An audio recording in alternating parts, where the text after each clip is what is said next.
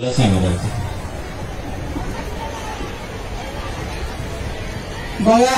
राज ठाकरे साहेबांनी तुम्हाला मी आत्ताची सांगून गेलतो की राज ठाकरेंनी लक्ष घातल्यावर 15 मिनिटात काय होत आहे.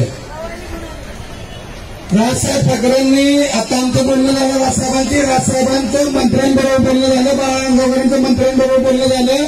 आणि आपली जी पहिली मागणी आहे ती उमेद कायम राहिली पाहिजे, ती सरकारने आता मान्य केलेली आहे. सरकारने मान्य राजसाहेब ठाकरे आणि बाळासाहेबांना आता स्वतः मंत्र्यांनी फोन करून सांगितलंय की उमेद संस्था ही कायम राहील, कसल्याही प्रकारे आम्ही ती संस्था हलवणार नाही.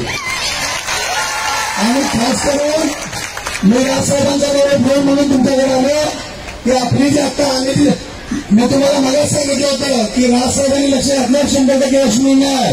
तुम्ही थोडा निराश झाला होता, परंतु तुमचा निश्चितपणे खूप चांगला विजय झालेला आहे. खरंच मी तुमच्या मनापासून सगळ्यांचं अभिनंदन करतो. आता हे जे तुमचं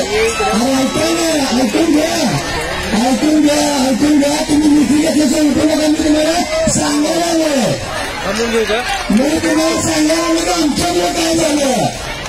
मी काय सरकार नाही, पण मान्य राजसाहेब ठाकरेंच्या एका फोनने काय होऊ शकतं हे सांगायला आलोय. आम्ही तुमच्याकडे ना लिखित आपल्या त्यांच्याकडे घ्यायचा. आणि जर सरकार राज ठाकरेंना सांगून जर बदलत असेल तर त्यांची वरील खाली बिंदूवर पाहणी करू. तुम्ही त्याची काळजी करू नका.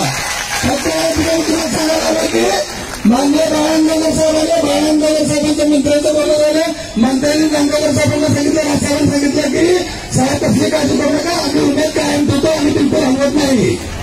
त्यामुळे हे तुम्हाला मी या ठिकाणी